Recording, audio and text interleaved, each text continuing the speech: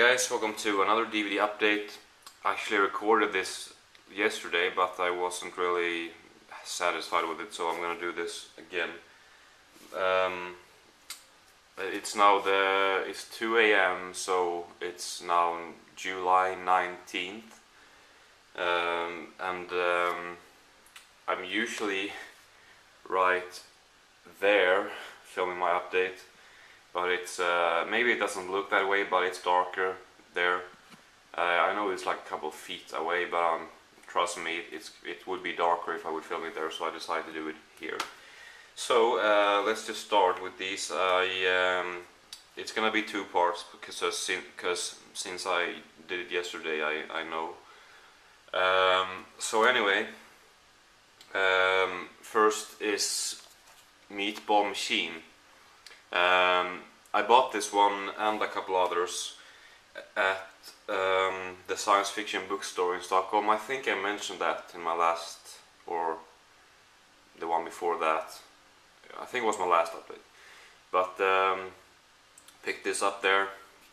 They obviously sell movies too, but it's called the science fiction bookstore. But anyway, I had heard some stuff about this and it looked very gory. On the back here, there's like not an inch that is not filled with gore.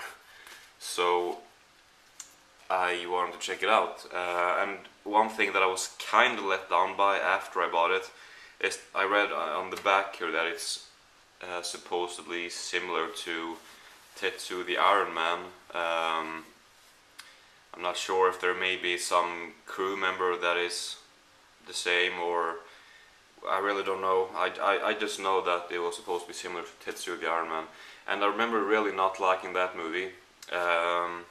But maybe I just need to watch it. This one I liked more, but I didn't really think it was good. I thought it was decent, but the main thing why I love this this release is the special features. First of all, it has a slipcase too, and that's always appreciated. But it has, don't think you can see, maybe you can, I can't see from here. But it has a making of Meatball Machine where they explain like, well, introduced with the crew and cast and some behind the scenes too, which is fun to see, especially with these movies. And it has the original Meatball Machine short film.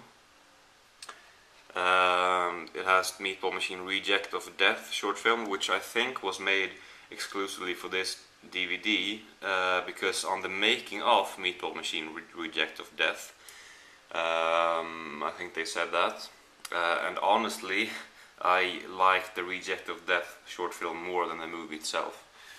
It's just very over the top, which I suppose the movie itself is too, but it was just something about it that I enjoyed a lot. It had more comedy in it, and I just liked it more for some reason.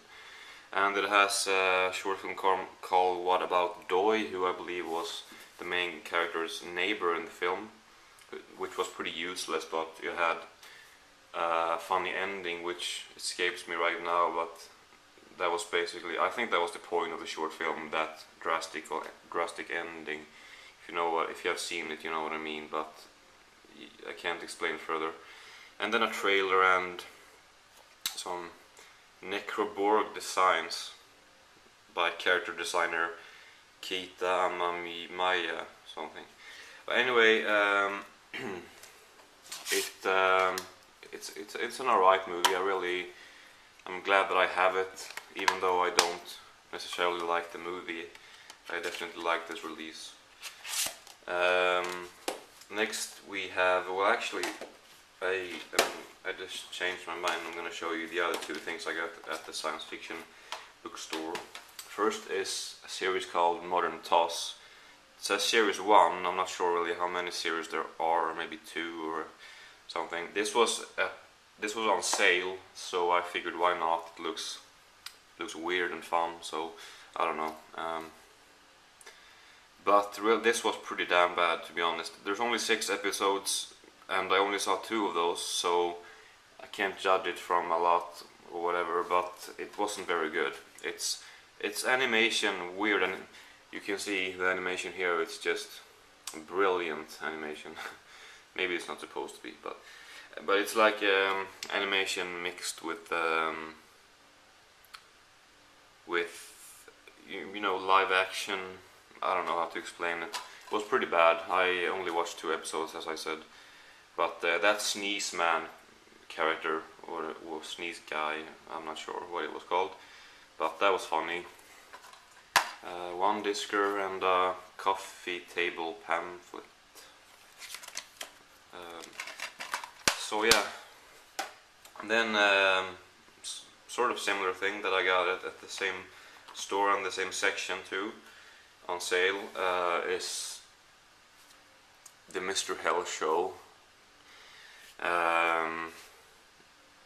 And this was way better than Modern Toss. There are, I believe, 13 episodes on here, and I watched 8 of them. I do like it, but I don't feel like I need to watch the rest, because it's not great, but it's worth watching, worth picking up. This was funny. It has a couple funny stuff. I'm not sure how to explain it really, so I'm sorry.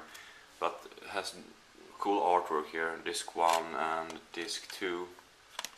And then here you get a booklet on a couple pages, but also a poster with, I suppose, the characters from the show. I don't recognize all of them. I don't recognize that many actually. Maybe I just forgot it. But yeah, so that's the Mr. Hell Show, or it's the Mr. Hell Show, which it's called. You see. So yeah. Next up we got Mirrors. This is I wasn't really too excited about this one, but it was my dad had it, or it was in like our shared collection, and it was sealed, and no one there likes horror movies, and I wasn't really sure why they had this one, but I was sure no one would ever watch it, so why shouldn't I take it? I mean, I want to watch it, so I took it.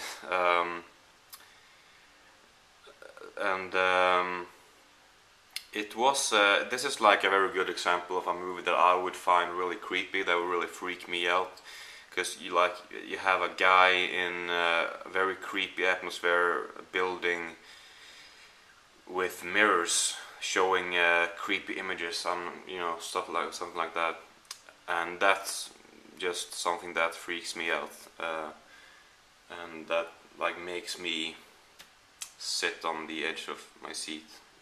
I'm not sure if that's the right expression, but you know, a movie that I would find scary, simply. It was okay. I'm pretty sure there's gonna be a sequel, which I'm looking forward to, even though I didn't like that one too much. But well, anyway. And then I'll continue with 2 comedies I found for $2. First, The Adventures of Pluto and Nash, which stars Eddie Murphy. It looked pretty bad, but I didn't care about anything basically, as long as Eddie Murphy's in it, and it was so cheap. So yeah, it also stars Randy Quaid and Peter Boyle, Rosario Dawson, Pam Grier, and some others that I can't remember. But it wasn't bad, but just has this kind of weird feeling to it that I'm not really too fond of. I don't know how to explain it, but yeah, I guess it's worth $2 though.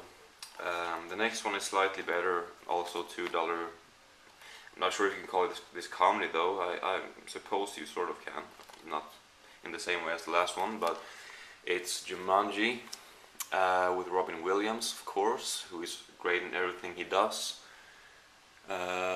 We saw this in school back in like 7th grade, but I never finished it because it was spread over 2 classes and I was only at 1, so I never watched it all, but now I did. And yeah, I guess it's a pretty cool movie. I like the story, but maybe it could have been done a bit better, because it's a bit boring at times, I have to say. And the last one, or actually I'm gonna have to, I have a couple of stuff to say about this one, so I think I'm gonna have to include this in the next part. But thanks for watching, and see you in part 2.